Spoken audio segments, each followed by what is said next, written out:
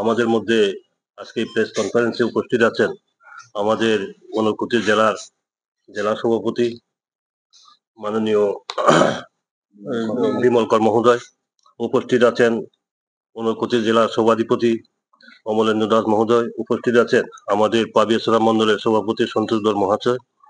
আজকে একটু আগে আমাদের মাননীয় জেলা সভাপতি বলেছেন যে 50 বছর আগে 1975 সনের 25শে জুন এই জরুরি অবস্থা ঘোষণা করা হয়েছে।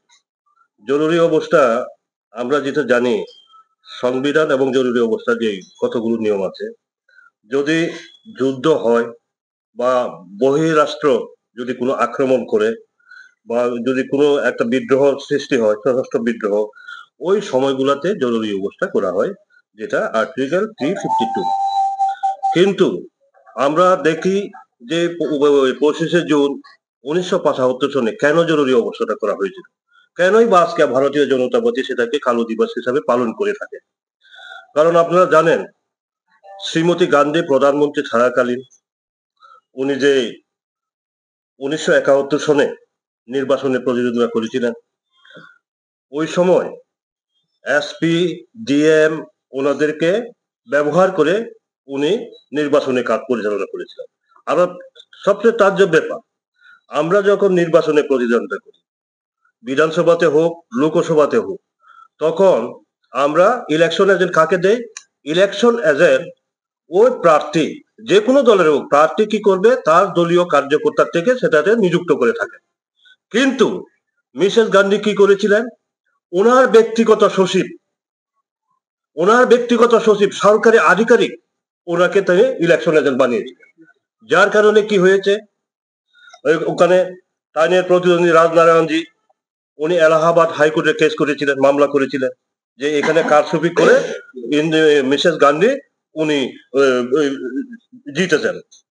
তখন এলাহাবাদ হাইকোর্ট কি করেছেন, ঘোষণা করেছেন যে সেটা বেআইনি হিসাবে ঘোষণা করা হয়। এই এলাহাবাদ হাইকোর্টে ওই যেতে আবার আপিল করে কোথায়? সুপ্রিম কোর্টে একই সেটা রায় দেন ইন্দিরাজির বিরুদ্ধে। উনি অবৈধভাবে উনি নির্বাচিত হয়েছেন, সেটা অবৈধ, সেটা বাতিল করা হয়। তারপরে উনি কি করেছেন, আমি আগেই বলেছি, যদি কোনো বহির রাষ্ট্রের সাথে যুদ্ধ বিগ্রহ হয়, ওই সময় সেখানে জরুরি অবস্থা করা হয়, আর্টিকেল 352। কিন্তু উনি নিজের ব্যক্তিগত স্বার্থের জন্য উনি তখন রাষ্ট্রপতি শাসন জারি করেছিলেন, জরুরি অবস্থা ঘোষণা করেছিলেন।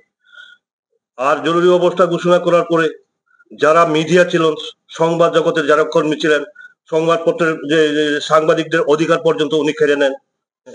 বিরোধী দলের যারা ছিলেন সবাইকে উনি জেলে ঢুকিয়েছিলেন। কাজে এইভাবে দীর্ঘ 21 মাস জরুরি অবস্থা ছিল। 25শে জুন 1975 থেকে আরম্ভ করে 1977-এর মার্চ মাস পর্যন্ত 21 মাস এক নাগারে আমাদের ভারতবর্ষে সেটা জরুরি অবস্থা ছিল।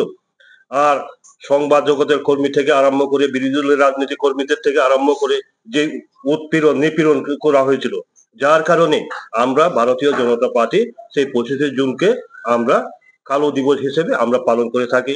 আমরাও একটা মেসেজ দিতে চাই আপনাদের মাধ্যমে, যে আজকে যারা সংবিধান হাতে নিয়ে রাস্তায় ঘুরছেন, সেই সংবিধানকে যদি কেউ পদদলিত করে থাকে, তাহলে মিসেস গান্ধী এবং সেই কংগ্রেসের সরকারি তারা করেছিল, সেটা আপনারা ভালো জানবেন।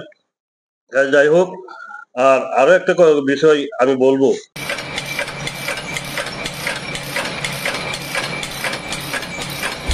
জায়গার সীমানা বাউন্ডারির জন্য বা অন্যান্য কাজের জন্য একমাত্র সুস্মিতা ওয়্যারহাউসের কাঁটা তার বা চেইন লিঙ্ক।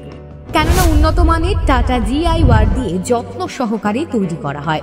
প্রস্তুতকারক সুস্মিতা ওয়্যারহাউস, ফটিকরায় বাজার সংলগ্ন, কুমারঘাট, ঊনকোটি, ত্রিপুরা। মোবাইল 7005248004 অথবা 8787464123।